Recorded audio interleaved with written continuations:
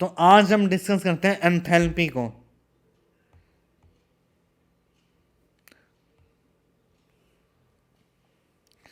Enthalpy का जो सबसे बेसिक फॉर्मूला है, तो पहले डेफिनेशन देखते हैं एंथैल्पी की। Chemical reaction are generally carried out at constant pressure, जो कि होता है एटमॉस्फेरिक प्रेशर।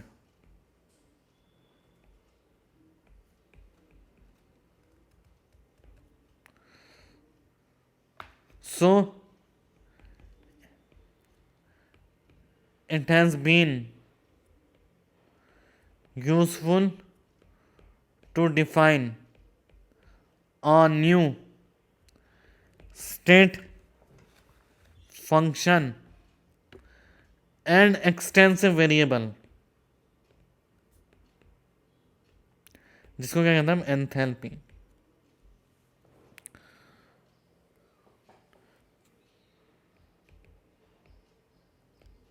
एंथैल्पी, तो एंथैल्पी क्या होती है, जिसको हम कहते हैं एंथैल्पी। तो एंथैल्पी क्या है, एक सिंपल सी डेफिनेशन से हमने समझा था कि हम हीट सप्लाई दो तरीके से कर सकते हैं। हीट सप्लाई दो तरीके से कर सकते हैं हम, कांस्टेंट प्रेशर पे, कांस्टेंट वॉल्यूम पे।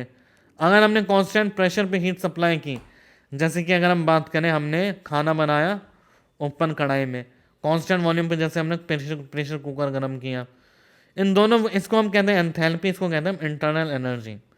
सिंपल सी डेफिनेशन है। दोनों में हम हीट सप्लाई करें, एक में कांस्टेंट प्रेशर और एक में कांस्टेंट वॉल्यूम।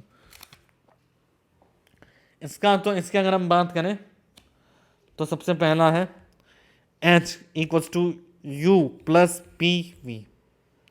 ये इसका सबसे valid for all reversible process, irreversible process, इन सब पे ये वैलिड है। Ideal gas, non ideal gas या फिर रियल गैस, इन सब पे ये फॉर्मूला वैलिड है। अगर हम दूसरे पॉइंट की बात करें हम एंथैल्पी के, तो डिफ्रेंशिएट करें तो D H equals to D U plus D of P we.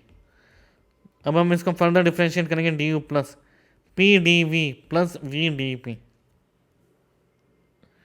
यह भी वैलिड फॉर ऑल, पर किसके लिए, रिवर्सिबल के लिए।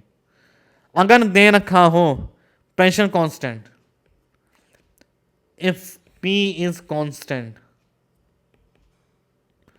तो क्या हो जाएगा, D H equals to D U plus P D we.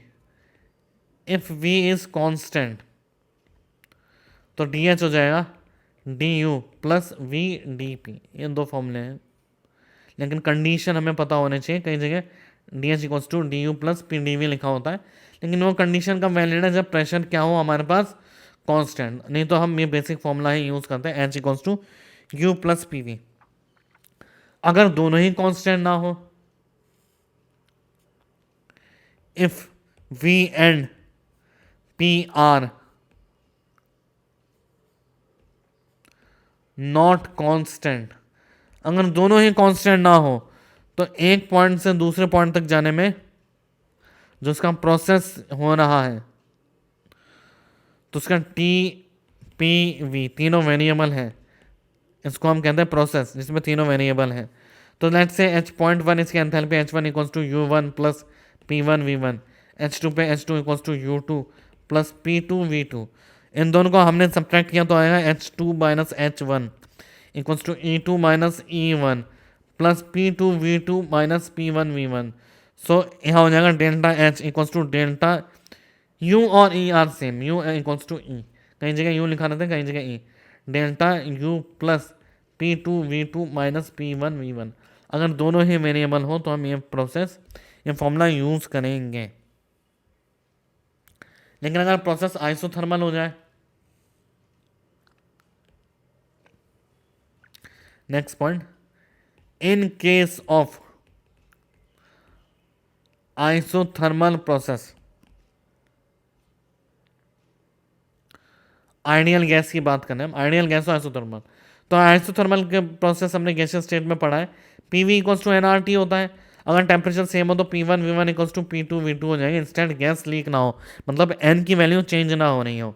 तो delta H equals to delta U, और P2 V2 minus P1 V1, इसकी वैल्यू कितनी हो जाएगी 0। तो delta H equals to delta U, और ये इसकी भी वैल्यू कितनी हो जाएगी 0, क्योंकि डेल्टा एच क्या है एन सी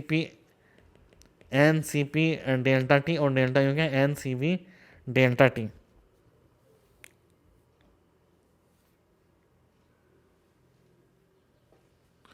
सो इसका मतलब है एंथैल्पी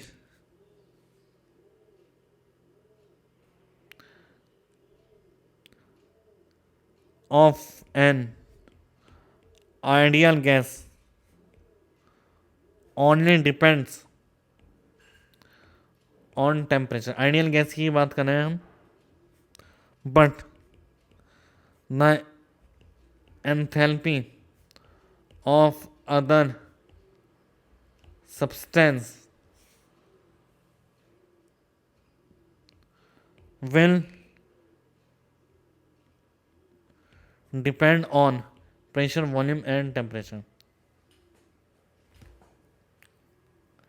तो चलिए एक बहुत पॉपुलर टाइप के क्वेश्चन है जो पूछे जाते हैं, उसको एक प्रॉब्लम सॉल्व करने की कोशिश करते हैं। CP दे रखा है 3T + 5 of an solid being heated from 100 Kelvin to 200 Kelvin. 2 mole of solid